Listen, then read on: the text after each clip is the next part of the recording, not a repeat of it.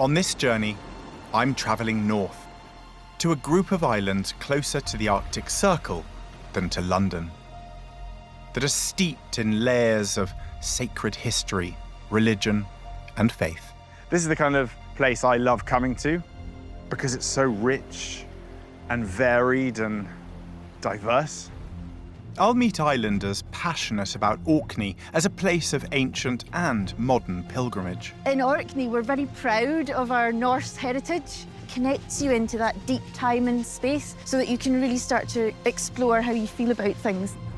And I'll meet the new Orcadians who felt the pull of the islands and now call them home.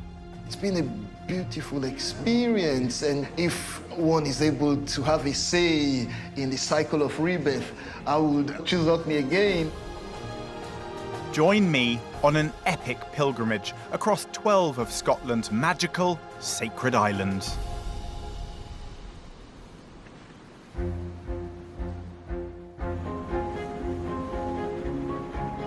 I'm sailing to Orkney from Gills Bay, 300 miles from Edinburgh and close to the most northerly point on the British mainland. It already feels like an epic journey to get this far. The thing about getting to an island chain like this is you get to Inverness, which is pretty far up Scotland. Then you've got another 3-hour journey to John O'Groats, and then you go further north. So if I go due east now, I'll hit southern Norway. If I go due west, I'll almost hit southern Greenland. The seaway between Orkney and the mainland can be treacherous, with ships having to navigate some of the most powerful tidal currents in the world. The infamy of these stormy waters may have added to the belief that these islands are remote and difficult to get to. This is the converging point between the North Atlantic and the North Sea, the Pentland Firth. I've got it on a good day. It's probably not always like this, but this is what gives all of these islands their unique character. It's taken just over an hour to make the near 20-mile crossing, and the ferry's docking at the port of St Margaret's Hope on South Ronaldsay, one of Orkney's southeastern islands. This is the first time I've been to South Ronaldsay, so I'm kind of soaking it up now. I always get really excited as I approach an island for the first time. Orkney is made up of around 70 islands, only about 20 of which are inhabited. My journey will focus on the most populous island in the chain, confusingly called Mainland. But I'll also go in search of sacred places and stories on the smaller isles of Chappensay and Lam Hom. In 2019, Orkney topped the charts in a survey to find the best place to live in Britain. I want to understand why somewhere seen as so remote can offer such a good quality of life.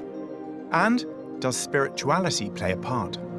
I've always been fascinated by the draw of different countries, different islands, different locations. What is it that attracts people? And it strikes me that Orkney draws people in with its archaeology, its history, its religion. One of Orkney's most awe-inspiring sites is the Ring of Brodgar. This Neolithic stone circle dates from 2500 BC. It's thought to have been a sacred ceremonial site of immense importance. But 3,000 years later, Orkney became a melting pot of religious faiths. Celtic missionaries first brought Christianity to these islands in the 6th century. 200 years on, Vikings were settling here, bringing with them their pagan gods. Christian faith clung on, and the Norse Orcadians converted to Christianity in 995 AD. In the 15th century, the Orkney Isles became part of the Scottish kingdom. Yet these islands would retain a distinct Norse identity. I want to uncover more of what influence of Norse culture can still be found on Orkney today. I've come to the harbour town of Stromness, meaning in Old Norse, the headland in the tidal stream. Wow, look at this. Central Stromness. Everyone seems very friendly. Oh, sort of squeeze in over here. Hello.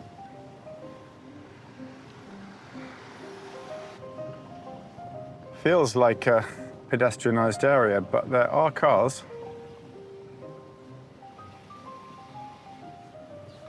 Seems to be the way. I've been told to keep an eye out for a particular kind of sailboat, moored in Stromness harbour, one distinct to these northern isles and an echo of Norse legacy.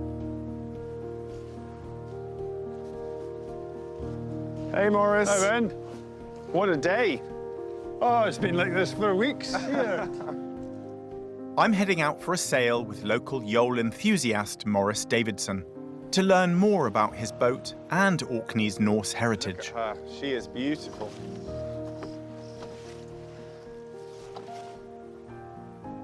If you just flick this. Yeah, that's it. That's the only thing. Okay, ready about? Ready about?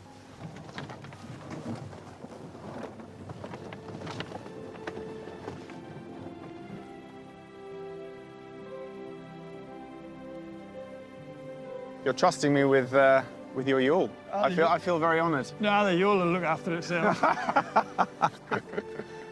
But really, it will. Yeah. It's a beamy boat, Yeah. so it can go through the tides and over quite sharp waves, even side on, Yeah. which is what it was designed for, and carrying a lot of gear. You're not exactly a small guy, and we can quite No comment. ably fit your 6'7" or whatever it is. They were basically the van or the... The Land Rover of the time. Yep. The term yawl, where does that actually come from, Morris? Yawl means a small clinker-built boat with two pointy ends. Okay. Basically everything about yawls comes from Norway.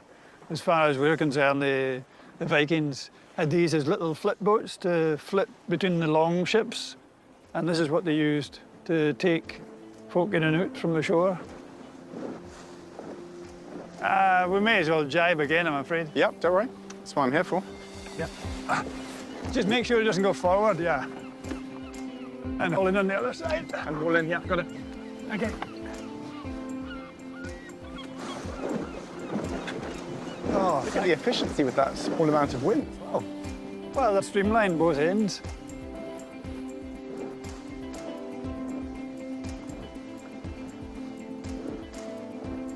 And I'm wondering about lots of the Nordic names that you have here in Orkney. I mean, the whole of Orkney is still named after the Norse names. They changed everything, especially around the shores, because they were going in boats. So even the islands here are called homes, the small islands.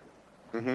Hey, look at the scarfs sitting on the point over there. Even the scarfs is a Norse name for cormorants. Yeah, I was going to say, that's Drying what I their know as a wings. cormorant, with their wings drying. Drying their wings off. I noticed lots of the islands here have say at the end, like Shappen say. Yeah. What's that from? Again, it's from the Norwegian. They would call them Oi or A is an island. So it would be Westra or Shattensa. And there's still a few islands like Cava down in the Flow and Fera. But when the Scottish lairds came here in the 1700s, they were a bit posher and they didn't want to open their mouths too much. Wasn't very perchink. So they changed it from A's to A's. Or they thought that sounded more genteel. Yes, it was, if you're educated, if you're refined in culture from Edinburgh. As skilled seafarers, the Norse sailed beyond Europe, reaching as far as North America. I'm wondering if any of that wanderlust survives in today's Orcadians. How would you describe the Orcadian identity? What are your character traits? Are you Vikings? I don't think we're Vikings, but we have a lot of Viking blood in it, and people do tend to be wanderers. Are you one of those people that went wandering and then returned? Well, the problem with Orkney is it's a very small place, so if you want a job here, and I was trained as an architect, it's very hard to get. So you have to wander. So I made up my mind pretty well straight away that I would use the job to wander, and we wandered eventually to Borneo for 20 odd years. And we met the communities there, and they're just like communities everywhere. They're friendly. A lot of folk leave the islands and they'll go all over the world. But most come back because they've got a big attraction of just the quietness and the friendliness. There's a lot of community feeling here, and that's very important. What a beautiful way to be introduced to Orkney. And I'm beginning to understand just how deep those Nordic connections are with the people, the place names, even the boats themselves. So to be sailing a boat that has a rich historical legacy here just feels like a beautiful way to begin this journey. Orkney's beautiful remoteness has helped retain a strong Norse identity, and even its religious heritage remains distinct.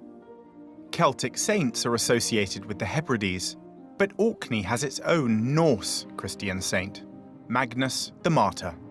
While Columba dominated in the Western Isles, here it's all about the Nordic saint, St. Magnus. And I'm wondering just how powerful his draw was and is.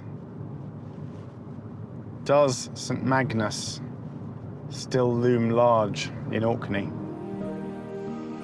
Magnus was an Earl of Orkney in the 12th century and renowned as a devout Christian. I want to learn more about Magnus and how he became a saint.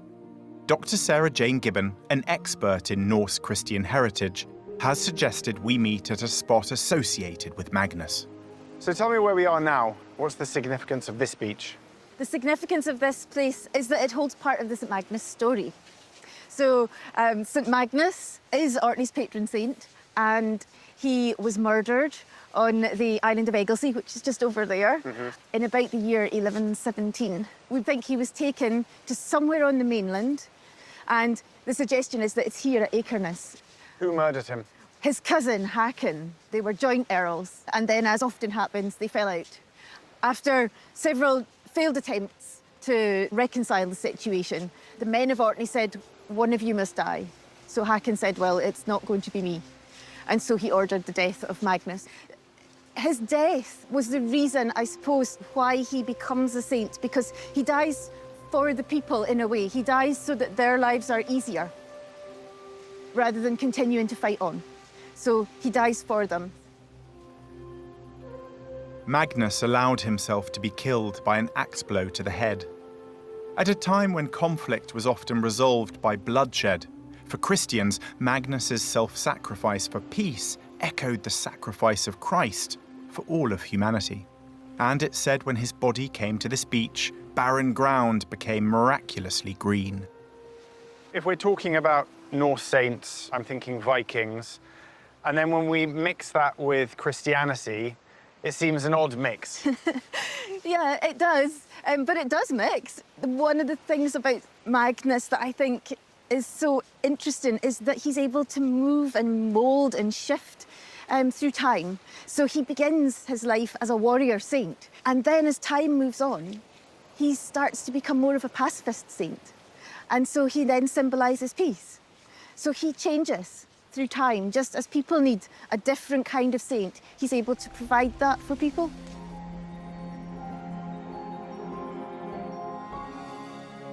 A new pilgrimage route honouring St. Magnus was set up in 2017, on the 900th anniversary of his death.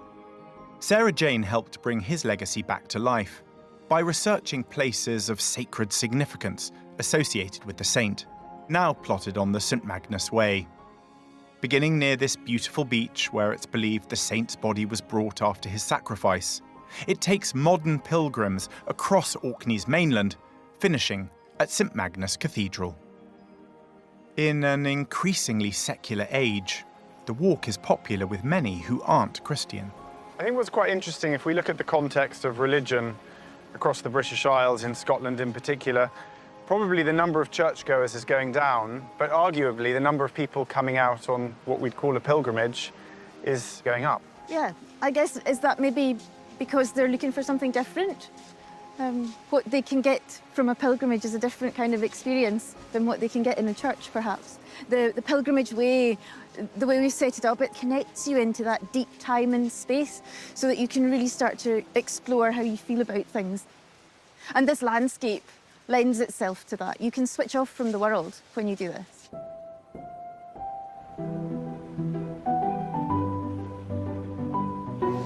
I want to explore other sacred landscapes on Orkney that allow modern pilgrims to switch off from the world. I'm taking a ferry to the tiny island of Chappensay. Good morning. Only 5 miles across the bay from the capital Kirkwall, Chappensay is only 6 miles long and 3 miles wide. It could fit into mainland almost 20 times over. On the ferry, I catch up with Chappensay's part-time minister, Reverend Julia Meeson, who serves the island's 350 inhabitants. Is this like a regular commute for you? How would you describe this? Because I'm a minister in town and in Chappensay, I travel quite a bit. It's an easy commute, 25 minutes and you're there. So, and it's lovely views, mostly. What's a typical day for Julia? Busy. It's busy. There's always something going on. Here, you wear so many hats, but that's good. I mean, it's great community experience. Lovely to be part of that. Are you Orcadian yourself? No, I come from Poland. So I came here 12 years ago, and I stayed. I thought I was coming for 2 months, and I absolutely fell in love with the place. And have you got personal connections now with Chappensay, where we're going? I do. On the 4th evening after arriving here, I met my now husband. So we met at a funeral leading course, as one would. You met at a funeral leading course, Yeah. Wow. So yeah, we met on my 4th evening here, and we've been together ever since, really. And he's from Chappensay, is he? He's very much from Chappensay. The family have been on the same farm for over 430 years. So he's very much a Chappensay man. I'm looking forward to exploring the island. Yeah.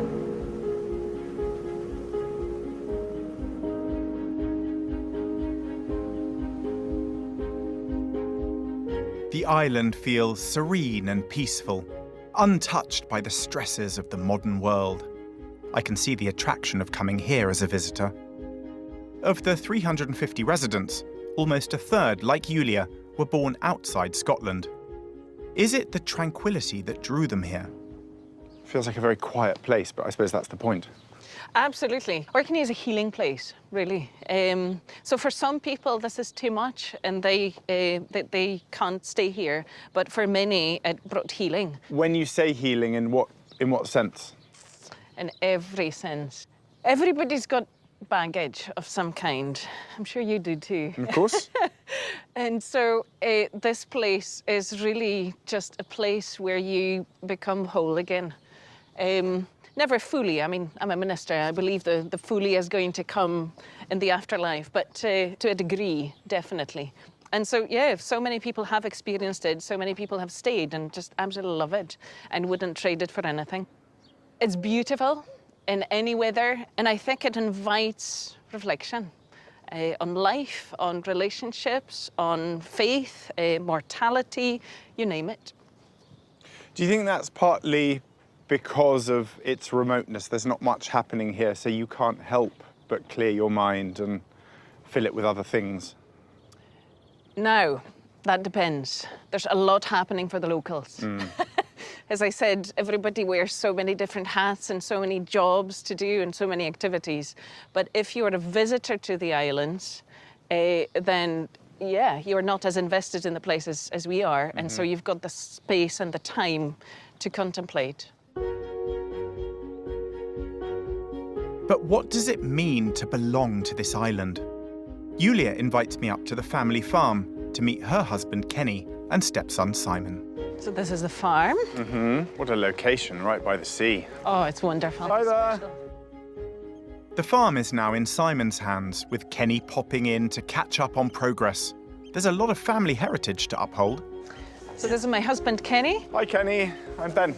Hi, Ben. How are you doing? Nice to And his meet son, you. Simon. Hi, Simon. How are you mate. doing? Grand, So thank you farm here, do you? I do, yes. Yeah. What have you got? You've got cattle? Yeah, I've got 146 head of cattle and 20-something sheep.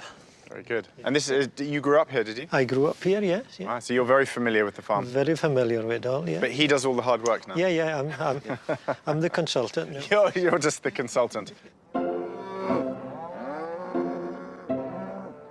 The Meeson family have raised cattle on this island since the 17th century. We should go. They're very excited to see you. Yeah.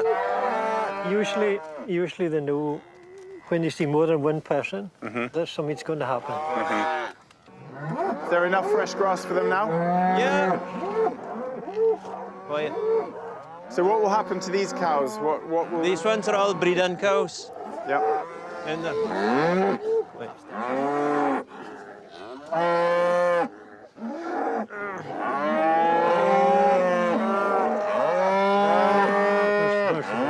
Buttons in the middle there. Is there an Orkney cow? No, really, they're just crossbreds. Angus would be one of the main components of the Orkney cows as well. Rearing livestock is something that ties Kenny and Simon to ancient Orkney. Almost 5,000 years ago, the Neolithic people that built the Ring of Brodgar were cattle farmers. Archaeologists have uncovered huge deposits of cattle bones left over from a feasting ceremony. They were carefully stacked and buried, suggesting the animals had a sacred significance here. Cattle are housed about seven months of the year. Yeah, they're glad to be outside after being in from the middle of October right through Sure. the middle of May. They're all off. You know, there's a gate there, so they'll be expecting to let through into the next field. Oh, I see. Peace again, then. It's a cracking view you get from here back down to the farm. Isn't it? It's beautiful. Yeah.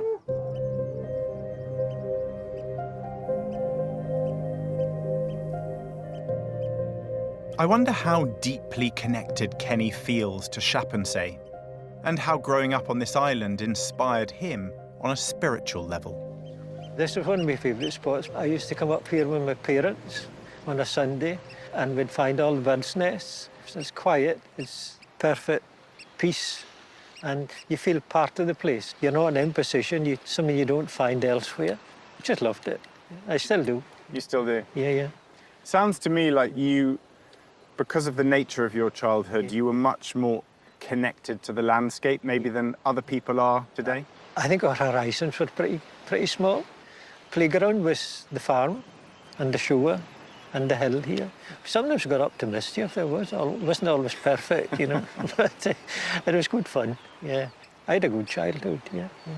I feel when in Chappensay, I'm part of it. Now there's more incoming people, new islanders, and it's difficult to explain to them that I'm in the island, but they're on the island. Is Julia in the island or on the island? Yeah, she's in the island. Yeah, she's in the island. What kind of character traits defines an Orcadian? Oh dear. It's kind of strong and slow. Yeah, dependable. Yeah, very much. And yeah, there's just an inner strength in the islanders that you don't see. But if you go to a funeral here, everybody stand with a black shirt and black clothes and stand there. The only sign of motion that you have would be half a turn and a cloth cap behind their back. I think if I had a choice, we joke about it, but I would like a Viking funeral, you know, put me in a couple of bottles of whiskey and put me in the boat and set light to me. You know, that would be me going back to where my origins were. There's an eternal, timeless quality about this landscape, one with the power to inspire a sense of spirituality. Are you religious? Do you go to church? I go to church, yeah. I like, the greatest thing you can have is peace of mind. And in a modern world, it's very difficult to find peace of mind. Out here like this is my church as well, because I have peace of mind out here. It's very important to me.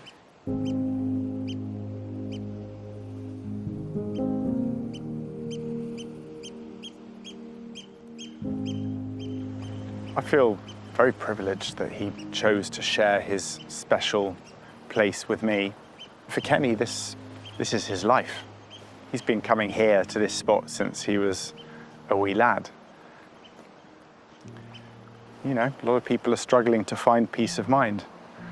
And I'm aware of that because I live out there, where it's difficult to find peace, full stop. But you can find that here. And I do. I love this. I'm beginning to see why Orkney is famed for its quality of life. The peace, the space, the solitude. But I've always wondered if I might end up feeling lonely living on an island like this. An estimated 26 million people across the UK have reported feeling lonely. Just over a third of the population. It's considered by many to be one of the largest public health challenges we face. So what happens if you suffer loneliness on Orkney?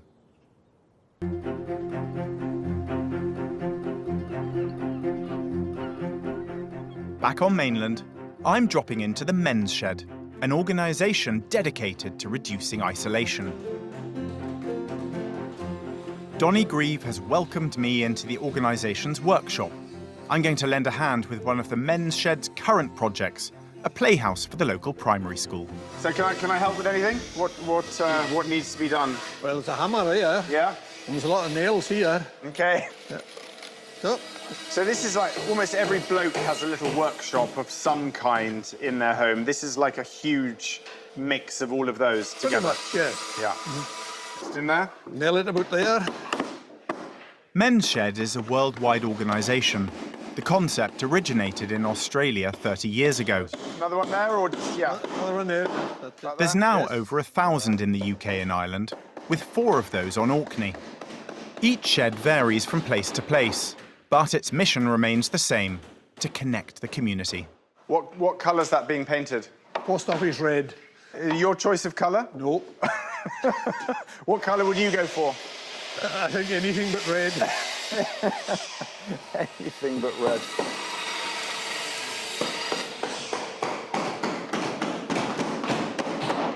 Does everyone always get on? Does everyone always agree with how things need to be done? Well, sometimes, as Peter would say, that's one way of doing it. That's one way of doing it. I love that. Yeah.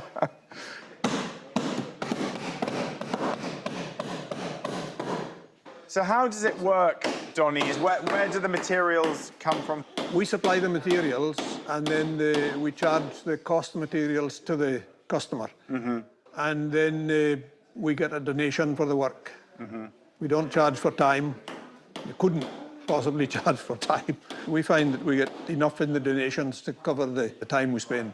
Just to see how many people are here shows how important it is for all the members, everyone that comes here. Why do you think it's important for the wider community and for all of you? There's a lot of lonely folk that live on their own, and if they come here, at least they've got company 2 days a week. Mm-hmm. The workshop's only a small part of it. It's maybe the biggest piece of the building, but it's really the smallest part of the business.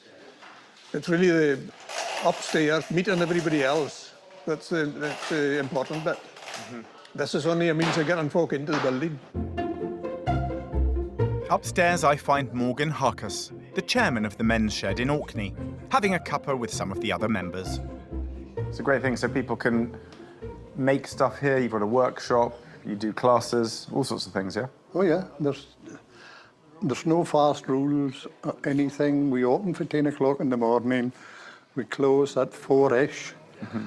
In the afternoon, and they can come for an hour, they can come for the whole day. And do you put the world to rights? Do you talk about news and what's going on the island and beyond? Oh, yes. Yes. Yeah, no, you've got them all now. Yeah, I did. That got the biggest reaction. Yeah. No, the world has to be put to rights. Mm-hmm. Twice a week, the world to rights. So presumably part of the men's shed is this, having drinks together, biscuits, tea. Yeah, I would say that it's actually the main part of the men's shed. Kettle's always boiling, and you'll see that in any men's shed anywhere in the world. Get guys talking over a cuppa, just as you and me are doing here now. And they'll talk about their health, they'll talk about problems they're having. But you know what's quite interesting is, I mean, across the whole of the UK, there is an epidemic of loneliness. There's a lot of people who are feeling lonely. So I think these are so important to have other people around. I would totally agree. Men are, believe it or not, more susceptible to suicide than what women are. And this is one of the things that we try and fight. All you have to do is start speaking about it, and it's part of the cure. It's kind of a typical male thing to put things off. That's to right. Not necessarily. I think I know I'm often like that. Yeah. You kind of don't really want to admit to it. Just think you'll get on with it. It's going to be fine. And it's that famous saying: "A problem shared is a problem halved." That's right, indeed. We do have one motto we do have is that men won't talk face to face, but they will talk shoulder to shoulder.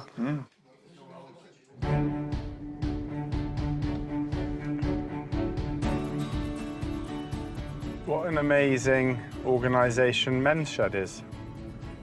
I can't believe I haven't heard about it before, but every single town, village and city in the British Isles should have one. There are way too many lonely people out there, many of them men. And what I loved was that you could be there and you could just sit, drink your tea, nod, eat a biscuit, and be a part of the conversation, but you didn't actually have to contribute. And what Men's Shed do is it offers them company, friendship, and also a sense of purpose, something to do. If you think about it, I suppose that's what the church once did.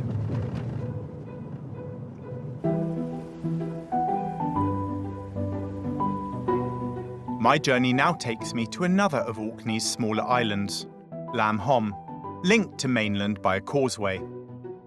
The causeway is one of several, known as the Churchill Barriers.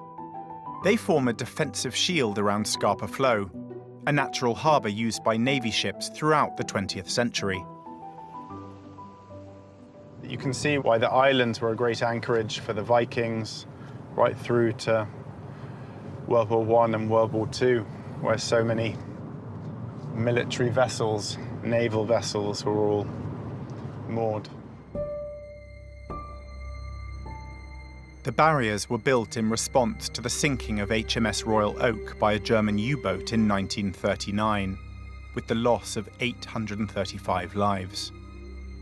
Many of the wrecks visible above the water were block ships, sunk on purpose to defend the narrower channels. Italian prisoners of war were drafted in as labour to help construct the barriers.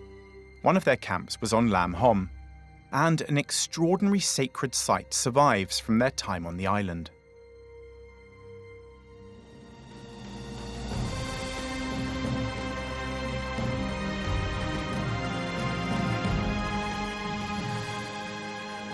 Using Nissen huts, the prisoners constructed their own place of worship.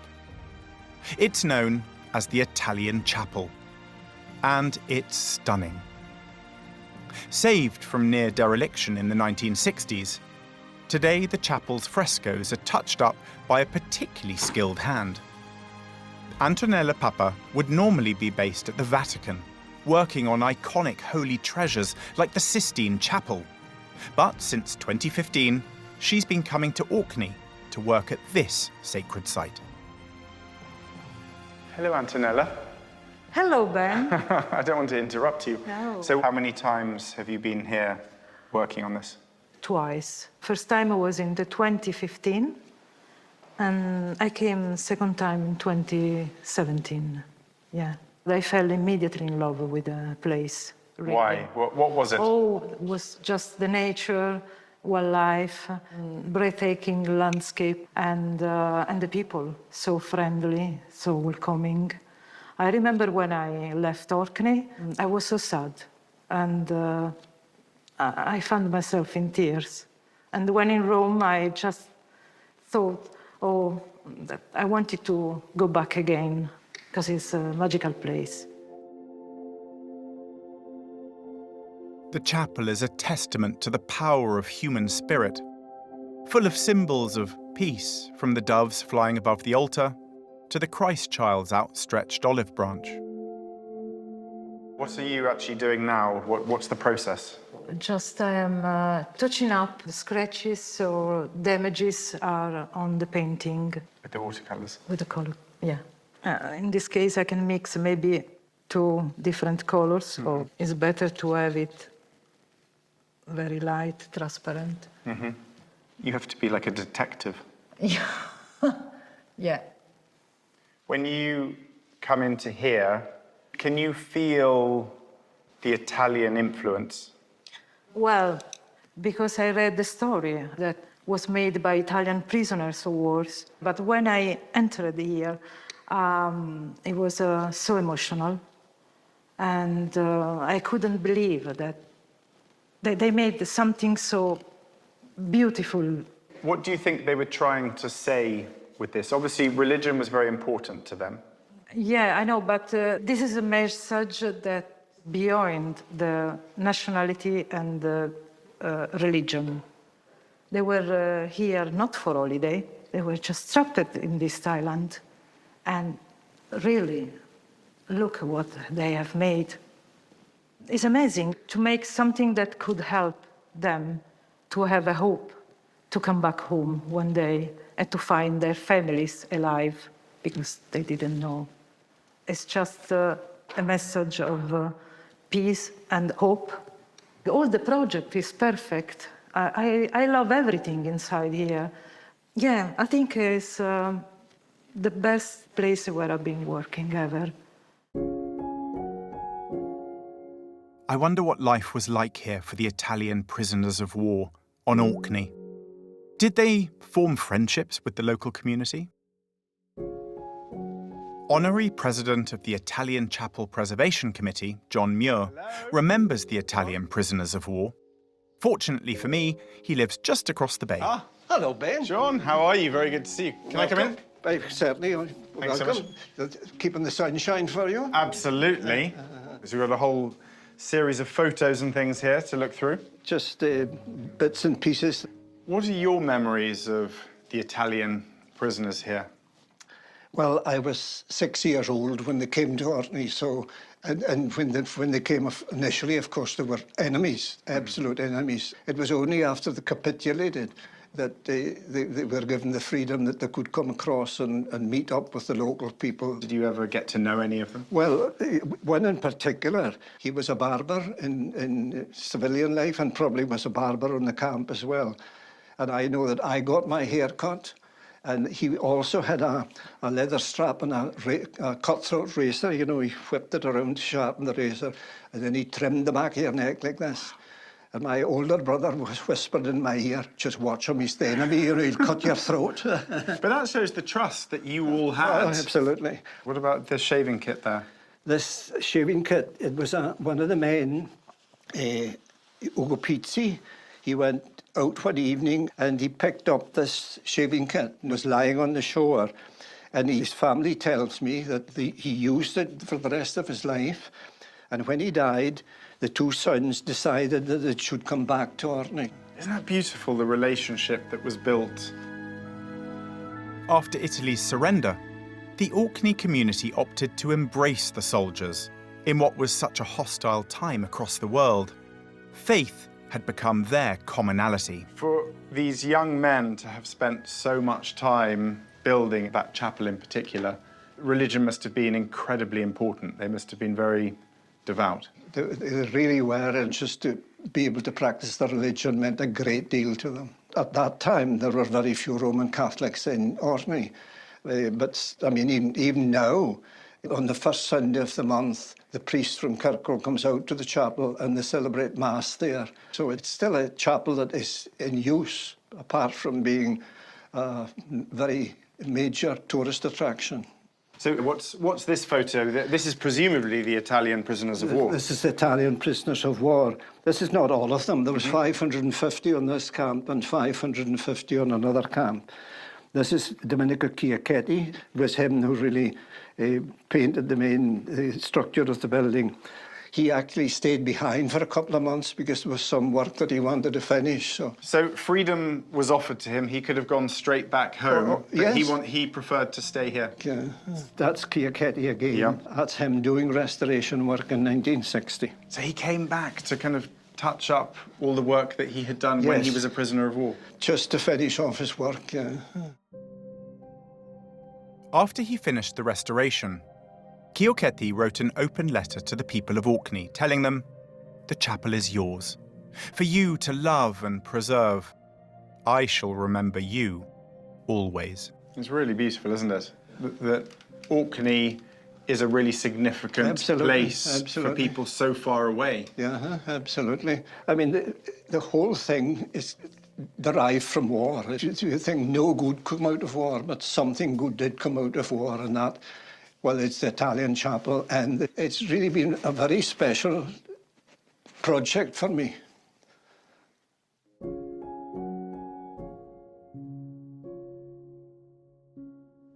I've been trying to imagine what it must have been like for those Italian prisoners of war. Bleak, probably cold, windy, scary, put to hard labor. And yet, through all of those hardships and all the suffering and the misery that they must have experienced, comes this beautiful chapel. But also the fact that so many of those prisoners of war returned. They came back here, not just them, their family members came back here, not just to see the chapel, but all of this. These people coming from all over the world because of what happened in the past. And that's a beautiful thing. My pilgrimage wouldn't be complete without a stop in Orkney's capital, Kirkwall. Around a third of Orkney's population live here. During the summer, it's poles apart from the quiet, peaceful image. It becomes Britain's cruise ship capital, welcoming liners carrying up to 4,000 passengers. In the hustle and bustle of Kirkwall, Theo Oweme found himself worlds apart from his native Nigeria. Coming to Britain to teach, he gained his qualification first in Glasgow, before his placement landed him in Orkney. 15 years later, and he's still here. Theo teaches religion, moral and philosophical studies, and he's invited me to his classroom for a lesson on addressing racism and discrimination.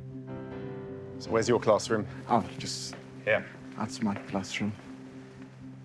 Thank you very much. You're welcome. Oh, hello. Hi, everyone. I'm Ben. Yeah, hi, guys. That's Ben. He's joining us for today's lesson. Just ignore me. Ignore him. Behave as if he's them. I'm gonna A fly on the wall. In 2021, Theo won the first Saroj Lal Award for his outstanding work in challenging discrimination and promoting equality. He believes that education is a collective responsibility and that the award is not just for him, but for his whole school community. Today's lesson is a continuation of what we've been exploring, looking at the fact that racism does cause suffering, that racism does ruin lives. But you see, when we label ourselves not racist, what it means is the fact that we are not part of the solution. Like I have always said, it's better for us to be anti-racist, which means that we are actively working towards educating folks on the ills of racism. Because when we continue to chip at racism, it loses its power. Theo's passion for his subject is infectious. I'd like to find out why he decided to stay here. What is it about the modern-day allure of Orkney that attracts people to settle? We're heading out for a coffee. Busy this time of year? Yes, it is. Yeah. A tourist. Yeah, of course. That's the reason Especially why... when the cruise ships come Oh, in. yeah, it's the cruise ship. That's the reason why I'm not saying hi to everybody. But on a normal day, it's everyone. Yeah. After you. Thank you very much. Theo let fate decide where his teaching placement would be. Instead of selecting a preference, he let his university decide where he should go. I found my placement was Orkney. And where is Orkney? They said it's a place that umbrellas go to die. and the rest is history. I said I was going to be 1 year. That was what I said 15 years ago when I came up here. And, you know, going back to your question, the subject I teach, religious, moral, and philosophical studies, does allow me make that bridge between theory and practice. So success for me is service, and this space does give me the opportunity to pretty much achieve that. So yes, I really think it's been a beautiful experience if one is able to have a say in the cycle of rebirth. I would choose Orkney again, you know. Since coming to Orkney, Theo's been a force for change, setting up multiple clubs for children and teenagers to take part in debate, fundraising, activism, and environmental movements. What's the community like here? Orkneyans are dope people, beautiful souls. It's really together. The analogy I use is it's like in a bowl of spaghetti where everything is intertwined, you know, everyone is connected. People are sort of concerned about social issues. People are sort of concerned about social problems, and that sort of works for me. Reminiscent of early Christian missionaries coming to Orkney, Theo's sharing his own experience and views with the Orcadian community. Part of my journey is exploring kind of the religious, spiritual context of islands. I'm wondering what you think are the problems that so many societies are facing. What is it that we're looking for? I think it's satisfaction. For me, it's to be able to be of use, you know, in terms of providing, you know, services and having that environment in itself that brings you closer to nature. You know, and Orkney provides you that particular opportunity, something that touches the inner you, you know, and it gives you that kind of, you know, fulfillment. We're looking at this term satisfaction. Yes. It's interesting that there's an increase, I would say, across the world of people who are going on a personal pilgrimage. And I'm wondering, in an increasingly secular world, why maybe more and more people are going on these spiritual journeys? There has been this wind of change, you know, this wind that sort of reminds us to look back within for answers. And I think, you know, that in itself is you know, self-discovery, because it just makes you a bit pensive, you know, it makes you, you know, have a rethink. It just gives you the opportunity to sort of reset and you know, sort of maybe find your path. And these pilgrimages does give us, you know, the opportunity to sort of achieve that, yeah.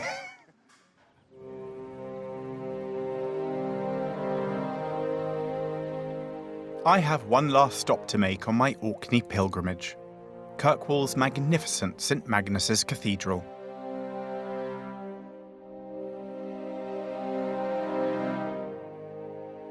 It's the most northerly cathedral in the UK, and with 200,000 visitors a year, it's the most visited of all Orkney's sacred sites. The cathedral also marks the end of the modern pilgrimage route, laid out in honour of Magnus the Martyr.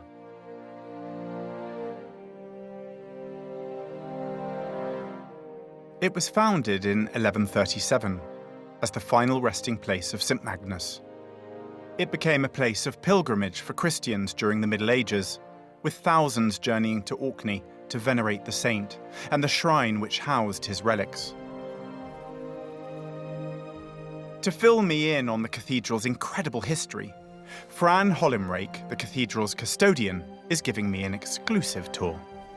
Fran, this cathedral is astonishing in scale, particularly given where we are. What you have to remember is it wasn't built as a parish church for local people. It was built as a site of major pilgrimage along the lines of Santiago de Compostela, Jerusalem, Rome, Canterbury. It was a destination church that housed the shrine of a saint.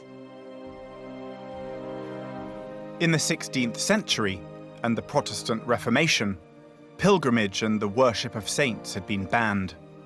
Across the country, relics of saints and the treasures of former Catholic places of worship were removed and destroyed. For centuries, the fate of St. Magnus's relics remained a mystery. It was assumed that the bones of St. Magnus had been destroyed, but in 1919, the whole cathedral was under restoration. Well, they were checking all the mortar in the stones. So if you can see where my hand is, Yes. if you count 5 stones straight up from there, Yep. can you see the stone with the cross on it? Yes, I can. Right, they discovered that that stone was loose. To use a good Scottish word, it was shugly. Right, so shugly stone. And when they pulled it out, they could see that buried deep, deep inside the wall, there was a wooden box. Now, that's what they found. There's the wooden box. Yeah. And inside it was the bones. Now, you've heard the story of St. Magnus and that he died by an axe blow to the head. And here is what the skull looked like. And, you know, if that's not St. Magnus, I don't know who is. So in 1925, they actually made a new box for the bones and they put the box back in the wall. So that's where he is. He's still here in his cathedral. We're very fond of our saint. It's incredible that the bones of St. Magnus had remained hidden, even through the Scottish Reformation, when shrines and relics were stripped from places of worship. Even pilgrimage was outlawed during this time.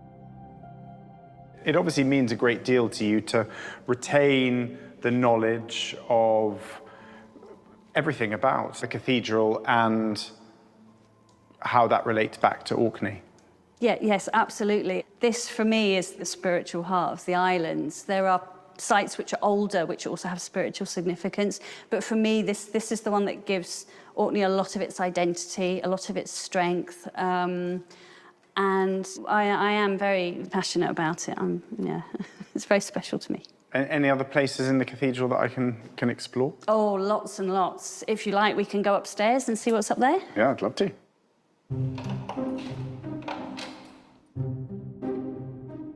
The tower is 165 feet tall, quite a trek up 200 narrow steps. We even passed the bells that were gifted to the cathedral in 1528. Okay, let's have a look at Kirkwall from a great height. There we go. Look at that view. Wow. Fantastic, isn't it? See Scapa Flow away to the left down there. You can see mainland Scotland. Yeah. We've got in front of us here, this is the PDC. PD is the Orkney word for little. And the PDC was once a lot bigger, but that was the original Viking harbour. Was it? So the ships would have come in from the open sea there, and then they would have all just moored up here. So the Viking ships would have moored pretty much where Tesco is now. Yeah, absolutely. That's where they would have been, yeah. The effect of pilgrimage on places like Kirkwall would have been incredible. From just a small village in the early days of its construction, swelling to accommodate the rise in people visiting the cathedral. Have you been on a pilgrimage yourself? Well, I've done the St Magnus Way here in Orkney and various other small bits, but I've decided to realise a lifelong ambition and I'm going to walk the Camino to Santiago de Compostela. Why are you doing that?